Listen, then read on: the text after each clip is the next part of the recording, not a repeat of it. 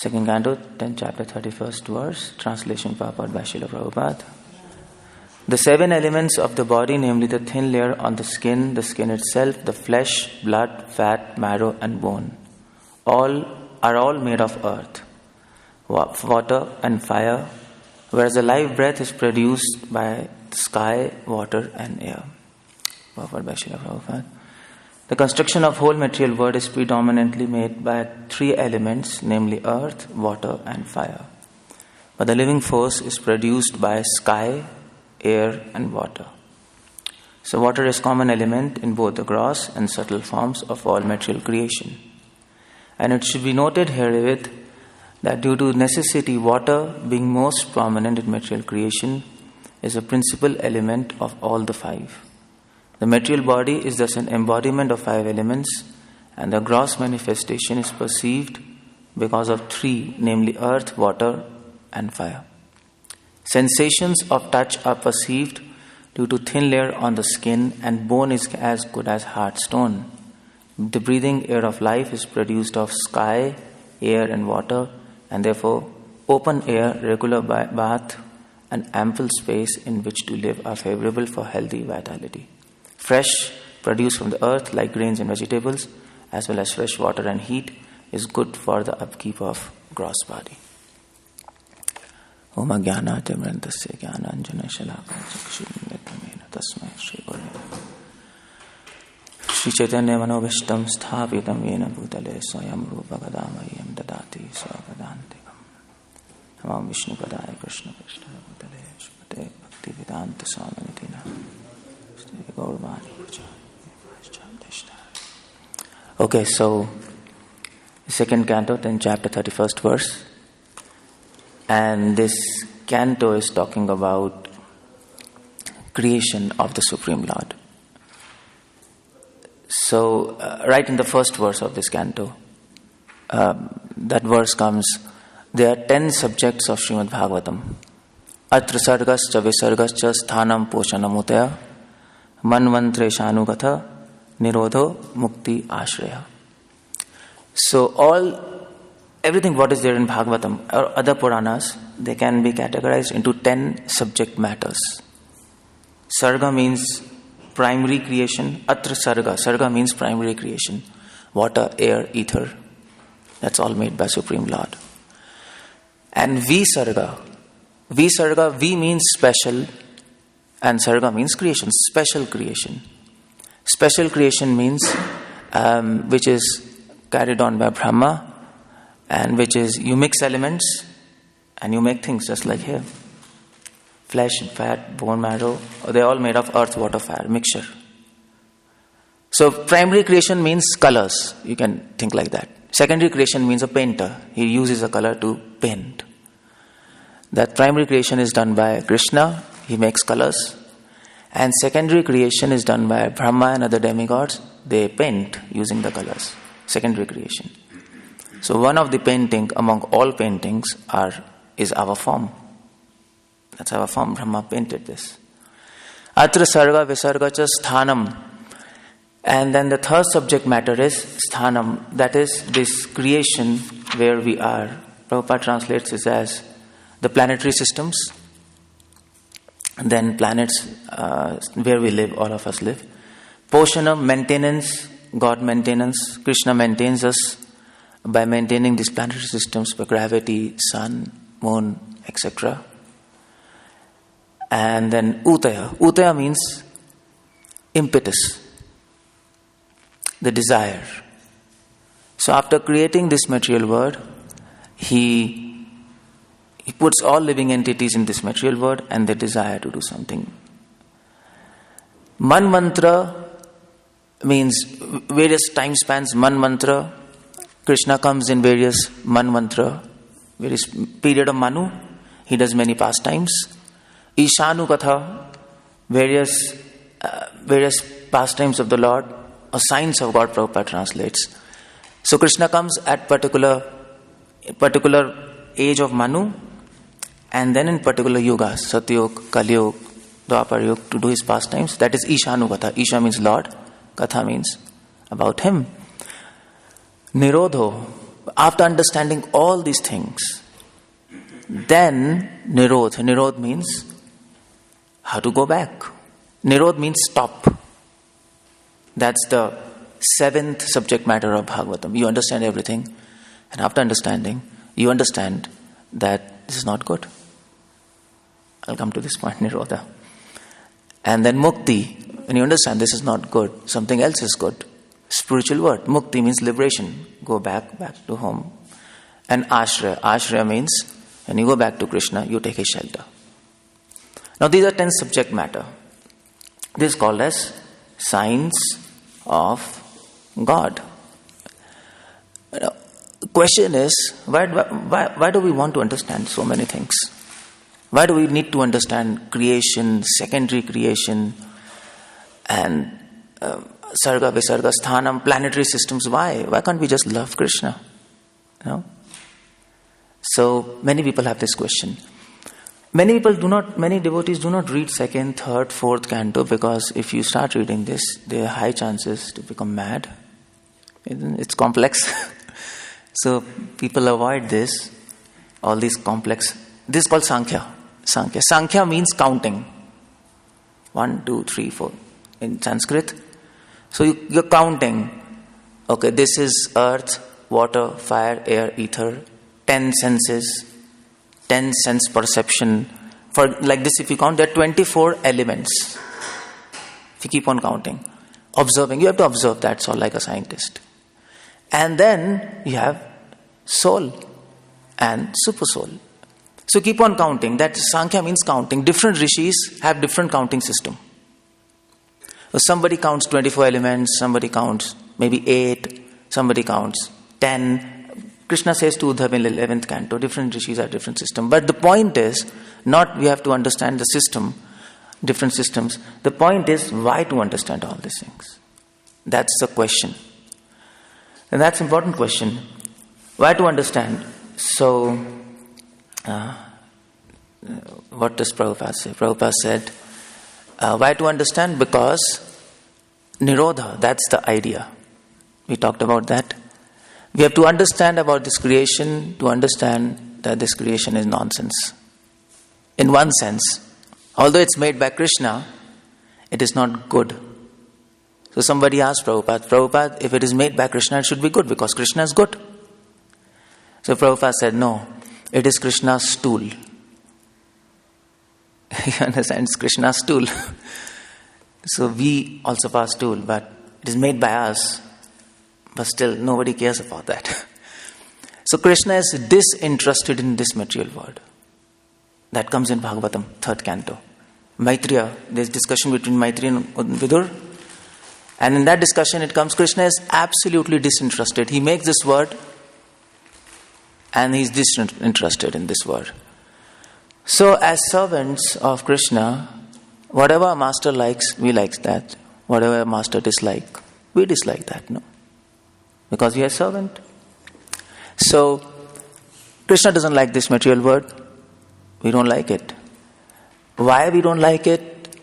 Because when we analyze this word, here it is said, a body is made of skin, flesh, blood, fat, bone marrow, so many things. When we analyze this word, we understand that this is all temporary. One thing, temporary. And not only temporary, but this is the source of all our miseries. Because this is word of duality. You get some happiness, but then you lose things and they get destroyed, and then you get misery, including a body. It is said by Shankaracharya in one of his Bhaj Govindam. We all know Bhaj Govindam, he wrote that.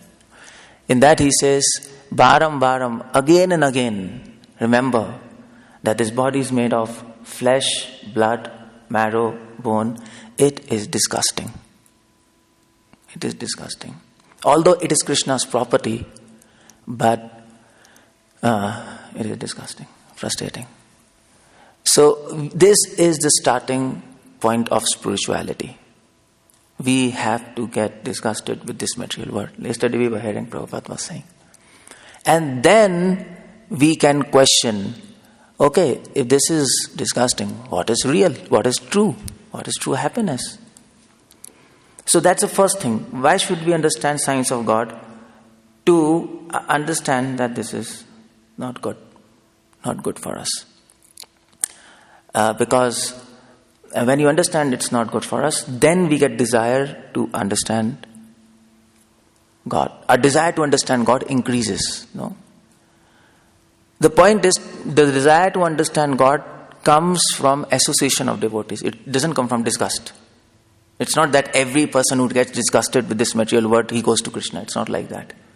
Because many people become disgusted with this material world and they become Mayavadis. No? Philosophers, many Western philosophers, they could come to this conclusion even without reading scriptures, that this word is nonsense. Nietzsche, typical example, Friedrich Nietzsche. Nietzsche, you call us Nietzsche here? He could understand this, it is nonsense. Nothing is happy here. He went to make himself happy. He started listening to music. He thought, okay, fine. This is God. Just like in America, people like music. This is godly. So he tried that, but then afterwards he got disillusioned.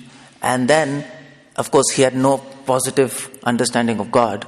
So he ended up in depression and he became mad. Nietzsche, the Superman. He gave the concept of Uberman. You know Uberman? He said everybody should be Superman, perfect person. But he didn't know how to become perfect. So philosophers can understand this material world is nonsense, but they become mad. Many saints can understand this material world is nonsense just by contemplating on this word. But they become Mayavadis. No conclusion. So it is not that every frustrated person surrenders to God. Nirodho mukti ashraya. It is not that every person who understands this material world is nonsense, he takes shelter of Krishna. Who takes shelter of Krishna? There is just one condition, association of devotees. That's all. You're frustrated or not frustrated, it doesn't matter. By association of devotees, you get the, I can say, visa. You get the passport to go to Krishna. They have the passport. They can give the passport. That is why in all Vaishnava Sampradaya, the most important limb of any Vaishnava Sampradaya is service to devotees. No, everybody. Gopi, Bhartu, Patkamale, or Das, Anudas. We are servants of Vaishnava. We have to serve Vaishnavas more than God. Why? Because of them we came to Krishna. Not because of frustration. But frustration for this material world helps us. After we get the seed of devotion, that frustration helps that seed of devotion to mature. Along with our chanting of Hare Krishna. Hare Krishna, that is the water. And that frustration intensifies it. Just like you cook. So you cook khichdi. You call khichdi here? Khichdi. You put water, rice and dal. And then you cook. But then when you put fire, more flame, it becomes intense and it cooks. So frustration is like a flame. There are 3 fires, we should always remember. Prabhupada mentions Prabhupada doesn't say there are 3 fires, but if you read properly, there are 3 things. Shikshastakam, if you read properly, there are 3 fires which can purify you. One is the fire of frustration from this material world. It can help you advance. Fire means it can heat your devotion. It can make your... Heat means passion, no? It can bring passion in your devotion. There's this nonsense, I want Krishna, I want to get out of this material world. Prabhupada, so many times he said, Prabhupada used to see beautiful things, but then people used to expect that he'll appreciate, but then he used to say it's nonsense. Prabhupada came to America and they were taking him to, I think LA it happened. They went to a building and they were showing Prabhupada, so nice buildings. Prabhupada said, nonsense. So people used to think Prabhupada is pessimistic or what? No. But Prabhupada is realistic. That's the point. So that's the first fire, frustration. Prabhupada says we should hate this material world. It's not good. It's not good.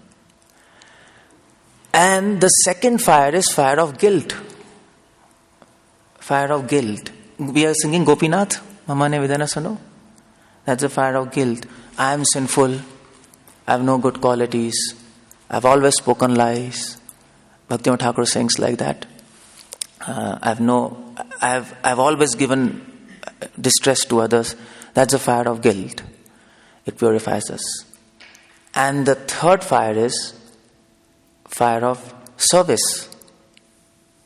Service, attitude, passion in service. Prabhupada said many times, preaching is fighting.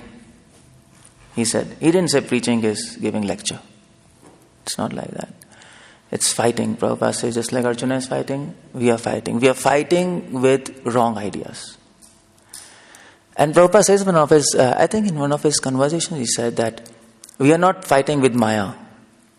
Maya is there, Prabhupada says. Maya is there. But she is a Vaishnavi. No? She'll leave us if we surrender to Krishna. But demons will not leave us. They're after us now.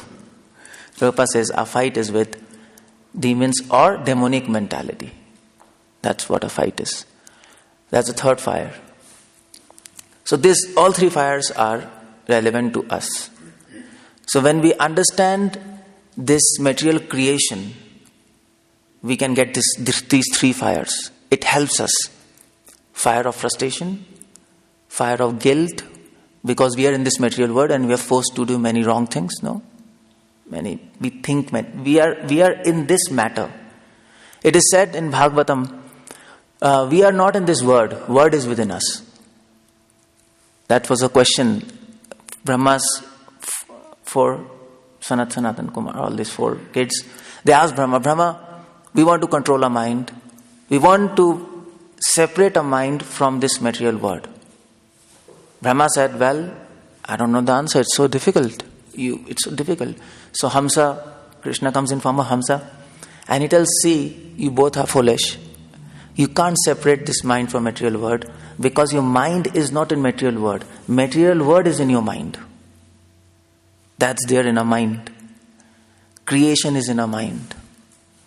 That's what is mind made of. So, how does science of God helps us? Okay, fire of frustration. Fire of service. It helps us to get fire of service. We want to serve Krishna. Why we want to serve Krishna? Because we want to get out of this material world. We want a shelter. So, the point is, if you have an enemy, you know how to learn. You know how to fight, no? If there's an enemy, you get passion. If there's no enemy, okay, that's fine, we'll sleep. Is it? So you need an enemy. Enemy helps us to be alert. If there's no enemy, we're not alert. So this material world helps us to be alert in service of God. Because if you're not alert, then this will pull us. It'll pull us down.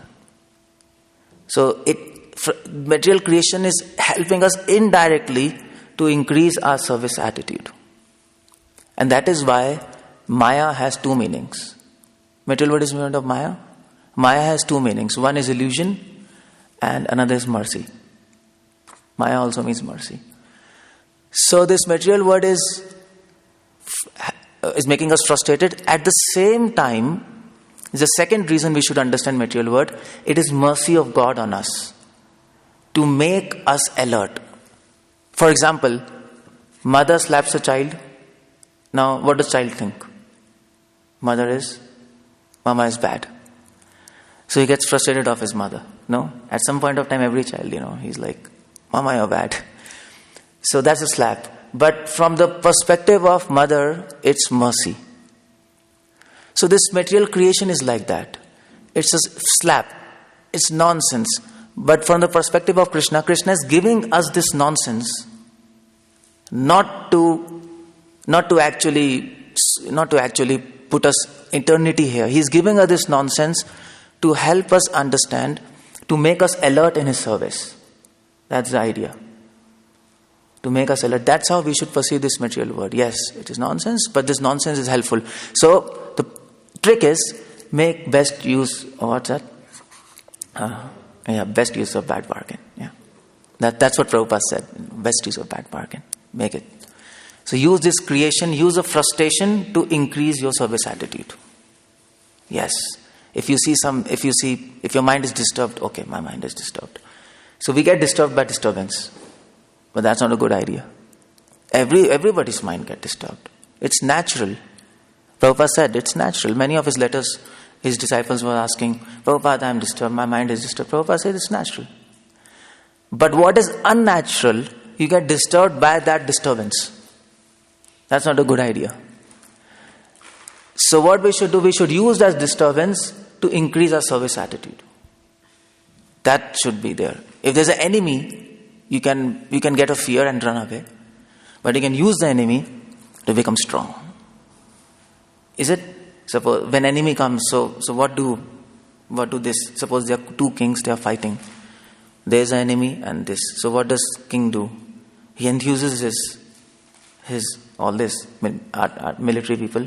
Yes, get up, let's fight. When they see the opponent, they get more enthusiasm. When they come near, they get more enthusiastic. They all shout, there's music, no? It's like that.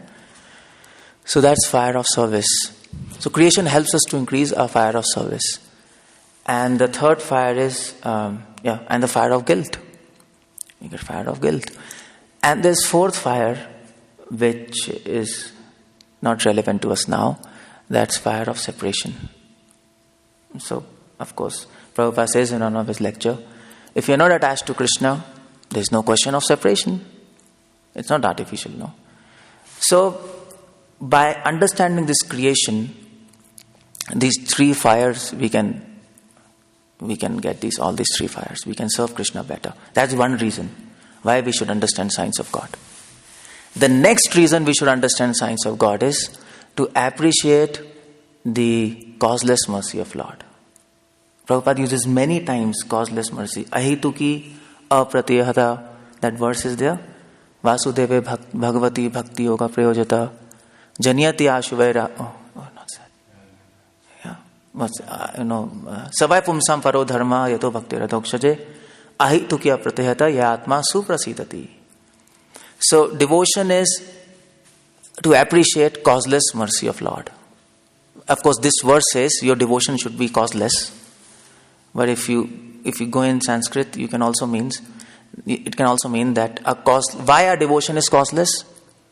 Because we see that His mercy is causeless.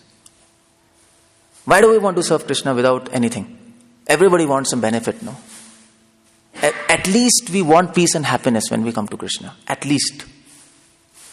But Chaitanya Mahaprabhu's idea is we even don't want peace and happiness.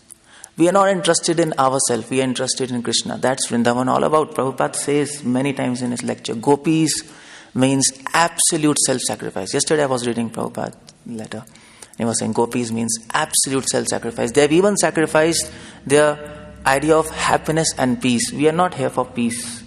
We are here to serve Krishna. If in service of Krishna we get peace, very nice, it's a bonus. But if we don't get peace, no problem. Absolutely no problem. We are happy if Krishna is happy. So, if in service of Krishna we don't get peace, we don't get happiness. If in service of Krishna we don't get happiness and we are disturbed, that disturbance is as happiness. That's what Prabhupada writes in Chaitanya Charitamrita when he comments on Antilila. Actually, Chaitanya Mahaprabhu says, whatever sorrows I get in your service, that is my happiness. So with you, my unhappiness is my happiness. And without you, my happiness is no happiness. That's how a servant lives. We are servant. We are not Gyanis. Gyanis are interested in themselves. So, that's the second thing. So why don't we want anything from Krishna? We even don't want peace and happiness. Somebody can ask you, how come you're just serving Krishna like that? Because Krishna is serving us like that. From his perspective, he wants to serve. Prabhupada says in Bhagavatam, he's serving us. We think he's giving mercy, but in his mind he thinks, I am serving my devotees. That's what he thinks. Prabhupada says, who is the most humble? What do you say? Krishna. Somebody said to Prabhupada, I am the most humble. Prabhupada said, no, you are not the most humble. Krishna is the most humble. So Krishna thinks like that. In Ramayana, if you read, Lord Ram, one of the quality of Lord Ram is he always thinks people are obliging him. In his mind, he always gives them he always thinks I have to serve them. That's what Krishna thinks. I'm serving my devotees. So he is serving us. That's his causeless mercy. Causeless mercy means without any cause. He wants to serve. Even if there's no reason, he will serve.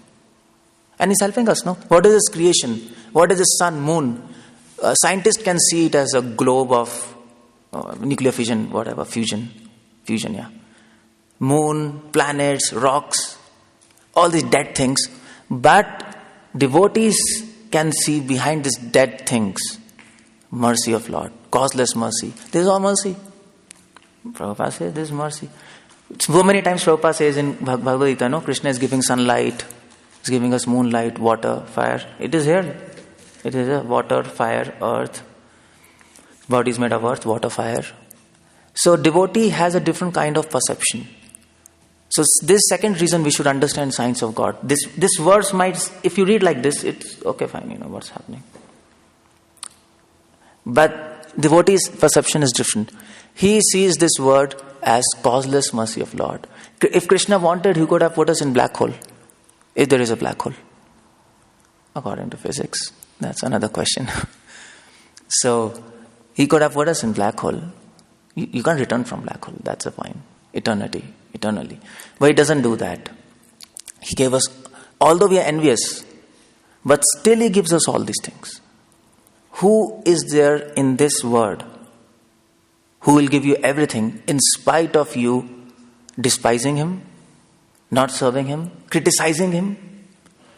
That's what we have been doing so many lives, no? I don't know about you, but I was doing this.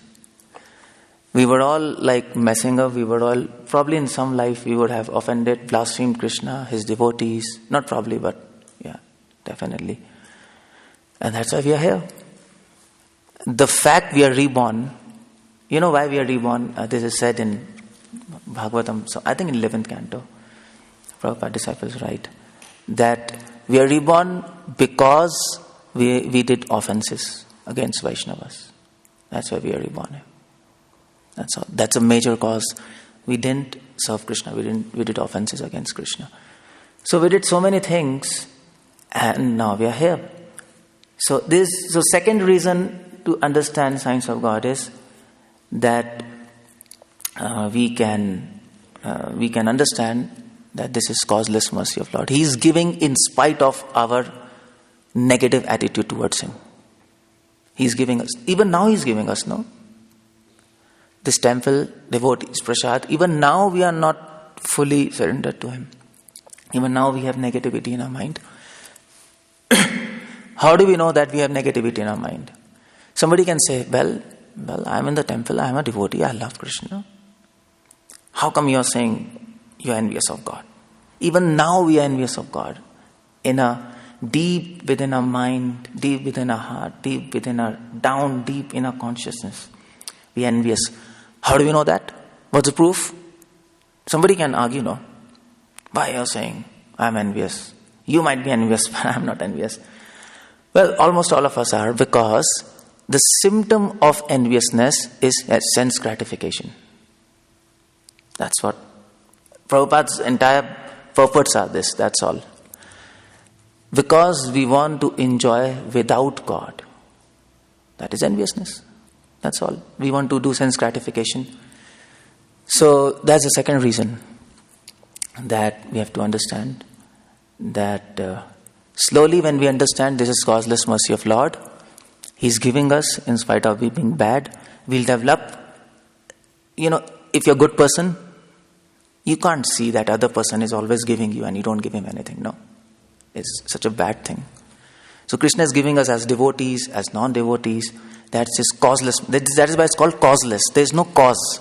The cause, if you really want to think cause, then he should not give mercy. If you think logically. If you think logically, come on, you're not accepting me.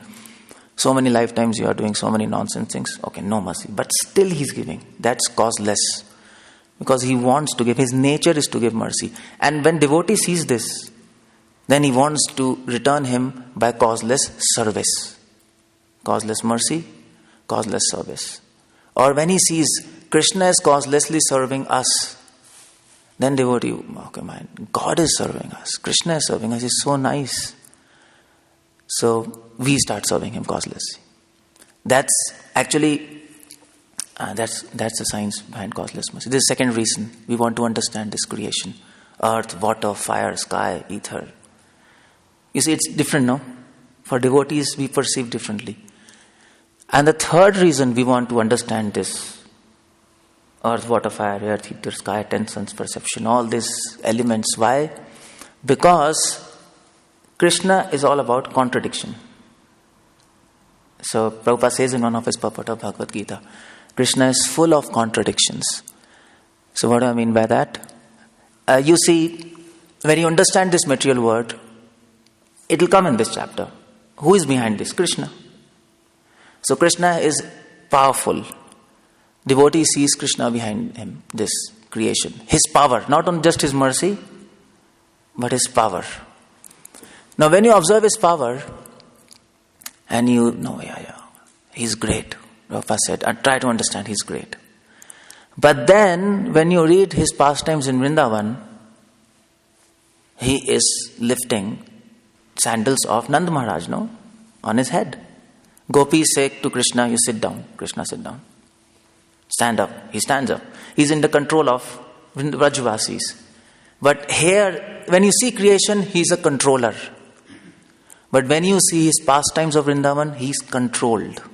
It's contradiction. Simultaneously he's controller, simultaneously he's controlled, no? And this contradiction of God, that gives bliss to devotees. That is blissful, no? That's all about Krishna. That's Krishna. That's why we feel nice. That is why Prabhupada always said, try to understand how great he is. Why should we try to understand how great he is? Can't we simply love Krishna as a sweet boy of Vrindavan? You can love him, but then you'll not get bliss. Because bliss is all about wonder, no? That's wonder, no? That's what... if you read poetry, the main thing in poetry and drama is wonder. And that word comes in Chaitanya Charitamrita. What's that? Siddhant bolia na kara alas. What's that? I just forgot. Anyway, Krishna Consciousness Swami said, Chitte pabe chamatkar. If you understand the philosophy of Lord Chaitanya, your heart will get chamatkar, magic. There will be wonder. Why wonder? Because Mahaprabhu brought us contradictions. Krishna is absolute pure and still he's stealing. He's brahmachari, still he's with gopis. He is so compassionate, still he does politics. He's doing politics always now. So he's like that, and that gives bliss to devotees. So that's what is creation all about. You understand the power by seeing creation, and then you understand the sweetness by understanding his pastimes, and that is contradictory. We can't understand that. We can relish that. You can't understand all these things. But you can relish it. That's what is third reason we want to understand all these. That is why second canto, third canto, fifth canto are so important for us. It's not to do PhD. We are not here to analyze things. Somebody asked Prabhupada, this is another question. Oh, by the way, till 9 o'clock it's almost done. So somebody asked question, Prabhupada, should we understand God? In one of his lectures, Prabhupada said, simply love him. And in many of his lectures, he said, Prabhupada says, simply love him. You can't understand God by your tiny intelligence. Prabhupada says that. And in many other lectures, Prabhupada says, try to understand God. No? Before you understand, if you understand God, you're trying to understand how great he is. Prabhupada says so many times. So that seems contradictory. But then Prabhupada, in one of his lectures, he answers that, simply love Krishna. Don't try to understand him. But then he adds, I forgot the exact lecture that I've written that. Then he adds that, yes, you don't try to understand Krishna. Why we say this? Because you don't try to understand Krishna by your mental speculation. You don't try to understand Krishna by Vedas, by so big PhD. We are not like Jnanis. Then Prabhupada writes, you try to understand Krishna how much he wants you to understand by his instructions. That's all. So Bhagavatam and Gita enough. He has given us, this much is enough to understand Krishna. You can read all other books. That's no problem. But this much is enough. So this much is enough. We are not going to do analysis like Mayavadis, you go inside that, more inside. No, we are not interested in that. I think in second canto it comes previously when Krishna is traveling from Hastinapur to Dwarka, and when war is over, Krishna is going from Hastinapur to Dwarka. Is it? Then Prabhupada writes in the purport, Krishna passes the regions of. In the verse it comes, Krishna passes many regions. And the names are in Sanskrit. And then Prabhupada translates it into modern states. He said, okay, this region is Rajasthan, this region is Madhya Pradesh, this region is Maharashtra, Gujarat, and Krishna passes like that. Krishna goes. Then Prabhupada writes in the purport, well, we are not here to understand which regions are what regions. We are simply satisfied Krishna reached Dwarka safely. That's what Prabhupada writes. We are interested in safety of Krishna. We are happy Krishna reached Dwarka safely. So the idea to understand this creation is, you can understand that much, how much Bhagavatam tells us. That's enough. Okay, fine. If you want to go deeper, if you have a project, some specialized project, for example, planetarium, Mayapur, then you have maybe to do research in other things because you have to make something. But in general, if you don't have a project, okay, this much is enough. And what we have to understand by this is, by reading 2nd, 3rd, 5th canto, why is Sukadeva Goswami spending so much time even though Parikshit has just 7 days? He could have just spoken about Ras Leela. 7 days. I have just 7 days, I don't have time. Sukadeva Goswami, what you are doing, you are wasting my time. What is creation? I don't want to hear about creation. But majority of portion of Bhagavatam is devoted to creation. You can imagine. 2nd canto, 3rd canto, 4th some part, 5th, and then 11th. There's a lot of talk of creation. And then in between. So why? So that we are convinced about power of Krishna. And then when we read his sweetness, then we can relish. Oh, such a powerful person. He is playing in Vrindavan. That is contradiction. That creates bliss for devotees. And that's the third reason we should understand. So, idea is to love him. And all these signs helps us to love him. And that's a perfection of life. Hare Krishna. Thank you very much. There's just 5 minutes left. Any questions? Anything? Let's finish. Okay. What's that? You have a mic? A big mic. Such a big... It's wireless. Thank you very much. Thank you. So sometimes in our speaking to the students, they see that our perspective has the element of, this is not really a good place. And so then they see that as negative. So how do we help them to understand the mercy factor? Because maybe they're not so much spiritually interested. Okay, yeah, you're right. So we can give this example of mother. So mother slaps a child. The child thinks it's negative, but from mother's perspective, she is giving mercy. So I think that students will relate. I give this example and yeah, mama is good. Mama is not bad. So then they can relate with this example. Then we can make them understand. It's mercy. Like this. Prabhupada gives an example. Nice example. So it is said Krishna is a benevolent despot. He is benevolent. He is strict, but he is benevolent. That's his mercy. And in fact, I mean to say, parents who are strict with their children, those children, they're good, They don't do bad things. and they lead their life as a good. Parents are not strict, they tend to get spoiled. Everybody understands this. So we can tell them, see. Is it okay? Okay, if that's it. Thank you very much for giving me the opportunity to speak.